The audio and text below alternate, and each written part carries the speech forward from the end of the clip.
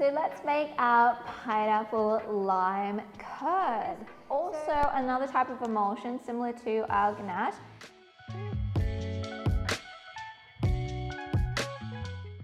So to get started, we're going to start putting some of our ingredients into our saucepan. So I have here some pineapple puree, and the pineapple puree, all I did was I got a can of pineapple and I pureed it and just passed it through a sieve. If you can't get fresh pineapple, that's a nice way to be able to do it, and it will still do the job. There are professional frozen pineapple puree products available on the market for pastry shops, so you can also use that. Also to that, we're going to be adding our lime juice, along with some lime zest,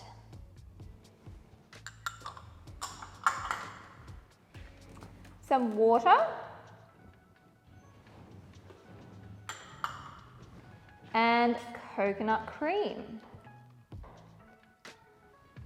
So I'm just getting all my liquid components together into my saucepan. Now over here we've got a few remaining ingredients. So over here we have our starches. So this is what's going to be replacing our eggs in this recipe as our thickening agent. So the starches are a combination. We have some cornstarch, and then we also have some custard powder. So when we talk about custard powder, this is the heat activated custard powder. So the one that it's necessary to heat it to activate the starch. So I'm going to add a little bit of this wet mixture to my starches, and I just want to create a paste.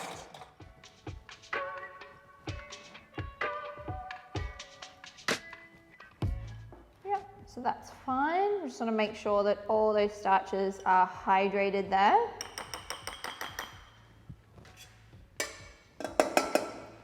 Now we can add our sugar.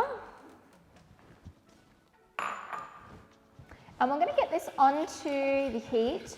We want to get it to the smoking point, or just before it starts boiling.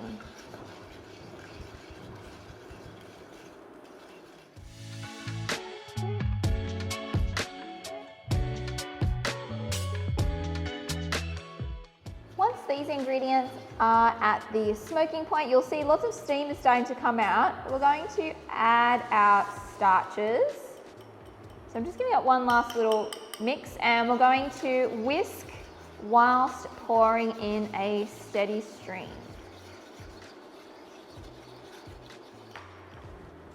And we want to continuously whisk, and you want to do this over a relatively low heat is the best to avoid any lumps.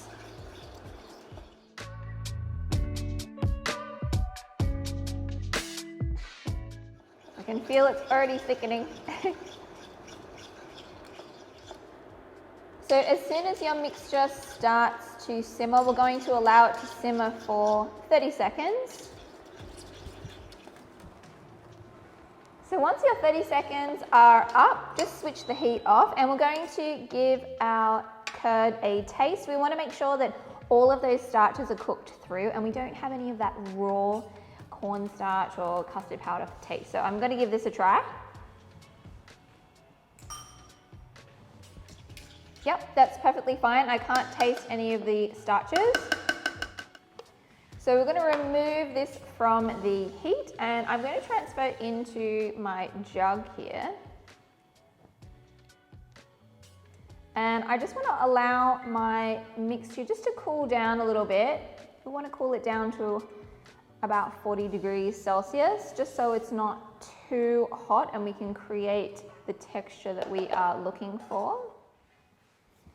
So we can have a check of our temperature.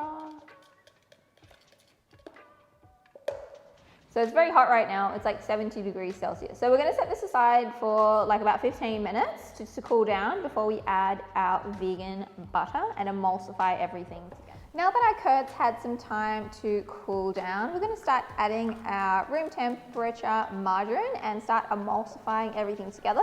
So you can add like 1 or 2 cubes at a time and give it a blend.